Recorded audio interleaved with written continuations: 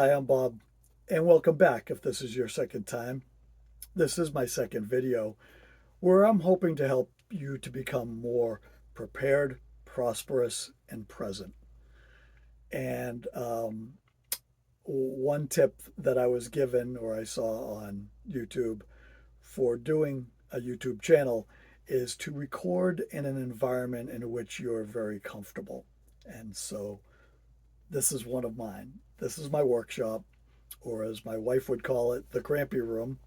And she calls it that because it reminds her of her grandfather's workshop.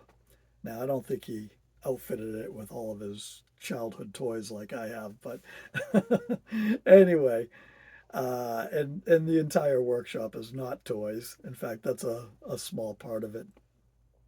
It's a small collection, mini museum that I started during COVID, and it's been cool. I've enjoyed that. It brings me back to some really great childhood memories.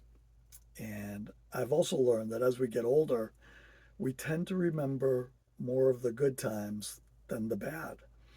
And my family did not have a lot, to say the least. And I moved a good handful of times throughout my childhood. And most of those were due to economic reasons. But I will say, somehow my parents did a phenomenal job in giving us amazing Christmases. They just, I know they did what was called layaway back then, where you just put gifts or purchases aside at a department store and you just pay it off on a weekly basis. And then when you're done, they let you take it home.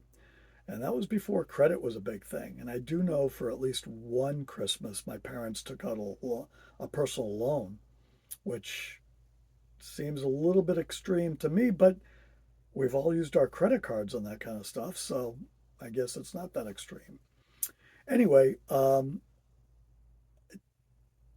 like I said, I'm so grateful. And to this day, whenever I hear the word Christmas, I light up for a bunch of reasons. But anyway, a lot of what you see here, this G.I. Joe footlocker, the $6 Million Man, uh, I got a Ricochet Racer thing up there.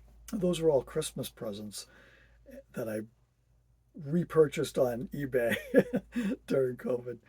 So I'm wondering, do you have any of those that you collect and hang on to for nostalgic purposes?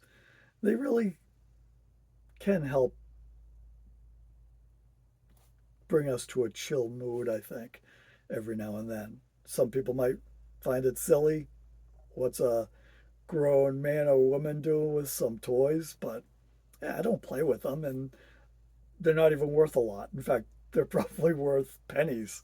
But I like them, and that's all that matters. So, like I said, this is one of my most comfortable environments.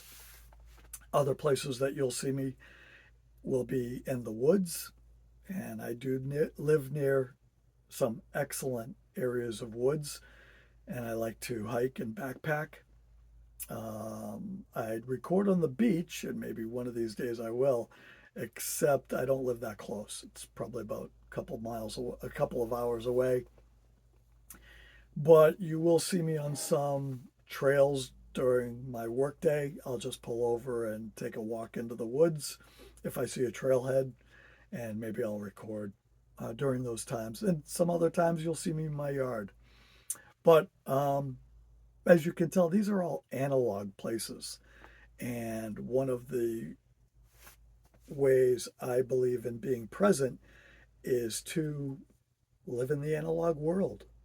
Spend a little less time on our phones, a little less time on social media. And I know it's ironic. YouTube is a social media platform, but the idea is not to eliminate it from my life, but to reduce and be more selective about what I consume. And that truly has made me happier. I don't feel, well, I'm guilty sometimes of doom scrolling because I am into politics and the current events, but I'm breaking away from that more and more as the days go by.